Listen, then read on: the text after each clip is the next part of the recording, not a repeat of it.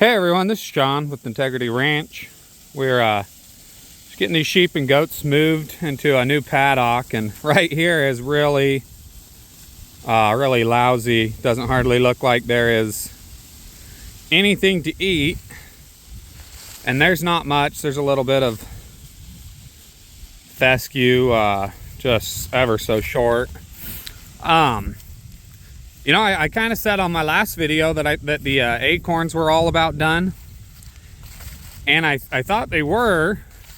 And then we come over here to this where there's a lot thicker timber, and these areas where there's thick timber, I've been finding a lot of acorns, and I've been watching the goats and sheep just out there digging in the leaves. So I kind of had to take that back. There's still some acorns, but there's some grass over there.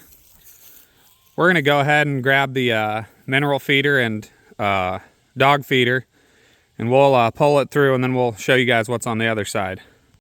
All right, I'm back, guys.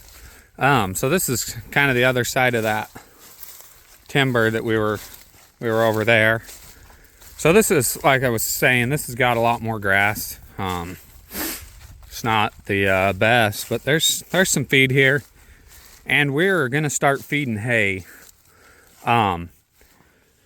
So we're kind of to the end of this farm. That paddock up there is the end, kind of the last paddock, which is also the farthest paddock from home.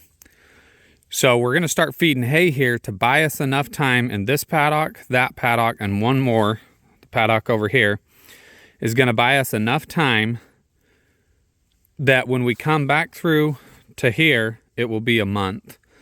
Parasites are not that big of a deal in the wintertime, but at the same time, I'm going to feed some hay. I might as well just plan it all out, do that little loop, and then I can start feeding hay back there where it's clean ground. It's at a proper rest. We'll graze and feed hay back through this farm to the far corner, and then it's about a 3/4 mile little drive down the road, and we usually drive them home just down the county road. We'll lock the dogs up. We'll put the dogs in some crates, put them in the back of a truck, and then send the sheep and goats down the road.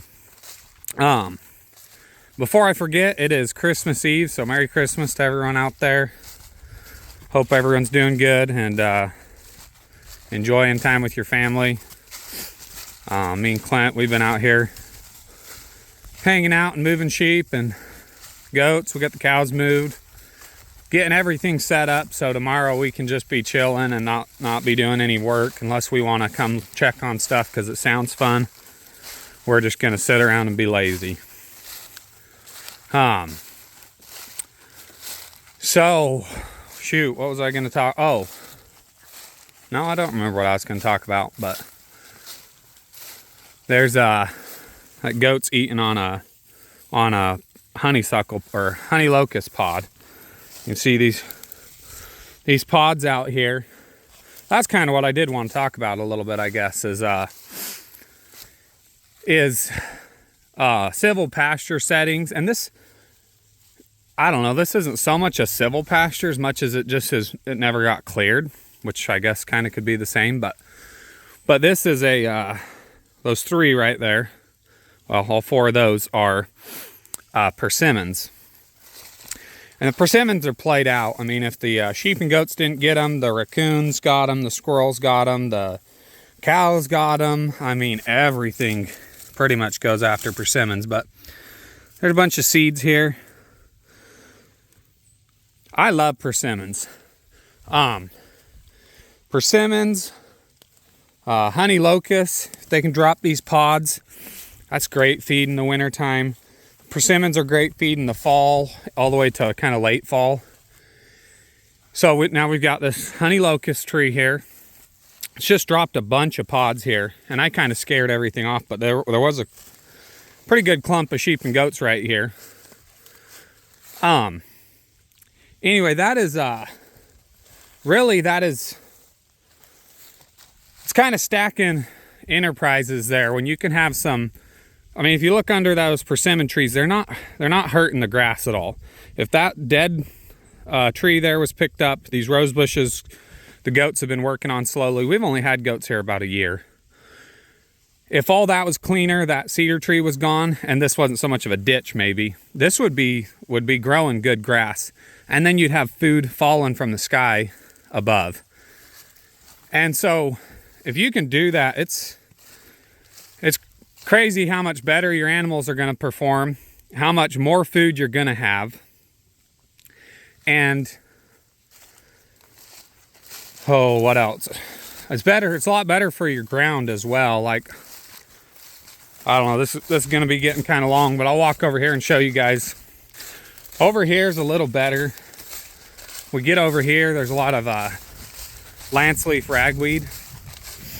And this is a lease farm. It's hard to get it all cleaned up. We've piled up a bunch of cedars.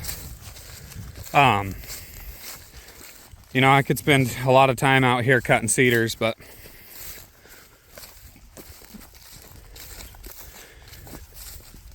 I don't know. I try not to get spread out too many different ways, and a lot of days I stay plenty busy. I wanted to show you guys this underneath this persimmon tree. It's kind of dead all around it. And just right under this tree is just bright green.